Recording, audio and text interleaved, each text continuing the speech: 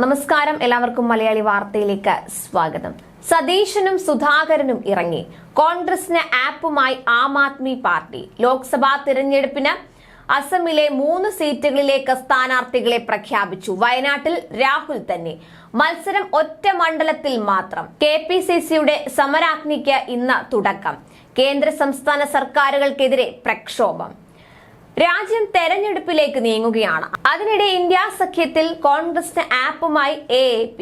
ലോക്സഭാ തെരഞ്ഞെടുപ്പിന് അസമിലെ 3 സീറ്റുകളിലേക്ക് സ്ഥാനാർത്ഥികളെ പ്രഖ്യാപിച്ചിരിക്കുകയാണ് AAP. ഇന്ത്യ സഖ്യം തീരുമാനം അംഗീകരിക്കുമെന്ന് പ്രതീക്ഷിക്കുന്നതായി AAP പറഞ്ഞു. ദിബ്രുഗഡ്, ഗുവാഹത്തി, അതുപോലെ സോനിത്പൂർ എന്നീ മണ്ഡലങ്ങളിലേക്കുള്ള സ്ഥാനാർത്ഥികളെയാണ് പ്രഖ്യാപിച്ചത്. കോൺഗ്രസുമായുള്ള സീറ്റ് ചർച്ചയ്ക്കിടയിലാണ് ആം ആദ്മിയുടെ ഈ നീക്കം. സീറ്റ് വിഭജനത്തെ സംബന്ധിച്ച് സംസാരിച്ചു മടുത്തു. ഇനി എത്ര നാൾ ഇങ്ങനെ സംസാരിച്ച് സമയം കളയും? ലോക്സഭാ തെരഞ്ഞെടുപ്പിന് ഇനി അധികം സമയമില്ലെന്ന് ഓർക്കണമെന്ന Aam Aadmi party Assam general secretary Sandeep Pathak സ്ഥാനാർത്ഥികളെ പ്രഖ്യാപിച്ചുള്ള വാർത്താ സമ്മേളനത്തിൽ പറഞ്ഞു. പഞ്ചാബിൽ സഖ്യത്തിനില്ലെന്നും അദ്ദേഹം വ്യക്തമാക്കിയിട്ടുണ്ട്. ഇന്ത്യ സഖ്യത്തിലെ സീറ്റ് ചർച്ചകൾ സമയബന്ധിതമായി തീർക്കണമെന്ന ആവശ്യവും AAP ഉന്നയിച്ചു.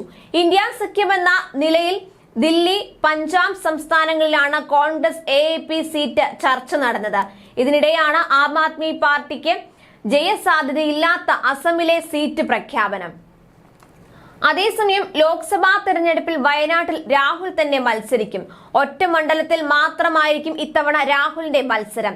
സംഘടനാ ചുമതലയുള്ള AICC general secretary KC Venugopal കേരളത്തിൽ മത്സരിക്കില്ല. രാഹുൽ ഗാന്ധിക്കൊപ്പം മറ്റു ദേശീയ നേതാക്കൾ കേരളത്തിൽ മത്സരിക്കുന്നത് ഉചിതമല്ലെന്ന തീരുമാനത്തെ തുടർന്നാണിത്. കോൺഗ്രസിന്റെ 15 സിറ്റിംഗ് MPമാരോടും മത്സരത്തിനായി മണ്ഡലത്തിൽ സജീവമാകാൻ AICC ജനറൽ സെക്രട്ടറി ദീപാദാസ് മുൻഷിയുടെ അധ്യക്ഷതയിൽ ചേർന്ന തിരഞ്ഞെടുപ്പ് കമ്മിറ്റി നിർദ്ദേശം നൽകി. KPCC പ്രസിഡന്റ് K സുധാകരൻ ഇത്തവണ മത്സരിക്കില്ല. കണ്ണൂരിലും കഴിഞ്ഞ തവണ പരാജയപ്പെട്ട ആലപ്പുഴയിലും പുതിയ സ്ഥാനാർത്ഥിയെ കണ്ടെത്തണം. ഇതിനായി ഉപസമിതിയെ നിയോഗിച്ചു. അതേസമയം KPCC പ്രസിഡന്റ് K സുധാകരനും പ്രതിപക്ഷ നേതാവ് VD സതീശനും നയിക്കുന്ന സമരാഗ്നി എന്ന് പേരിട്ടിരിക്കുന്ന പ്രക്ഷോഭം ഇന്ന് കാസർഗോഡ് നിന്ന് ആരംഭിക്കും. കേന്ദ്ര സംസ്ഥാന സർക്കാരുകളുടെ ജനദ്രോഹ നടപടികൾ തുറന്നു കാട്ടാനുള്ള സമരാഗ്നി 14 ജില്ലകളിലും പര്യടനം നടത്തും. വൈകിട്ട് 4-ന് കാസർഗോഡ് മുനിസിപ്പൽ മൈതാനത്ത് KC വേണുഗോപാൽ ഉദ്ഘാടനം നിർവഹിക്കും.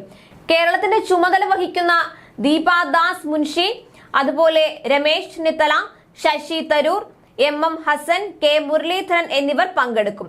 എല്ലാ ജില്ലകളിലും പൊതുസമ്മേളനങ്ങളാണ് സംഘടിപ്പിക്കുന്നത്. വ്യത്യസ്ത മേഖലകളിൽ കഷ്ടതകൾ അനുഭവിക്കുന്ന സാധാരണക്കാരുമായി കൂടിക്കാഴ്ച നടത്തി അവരുടെ പ്രശ്നങ്ങൾ കേൾക്കും.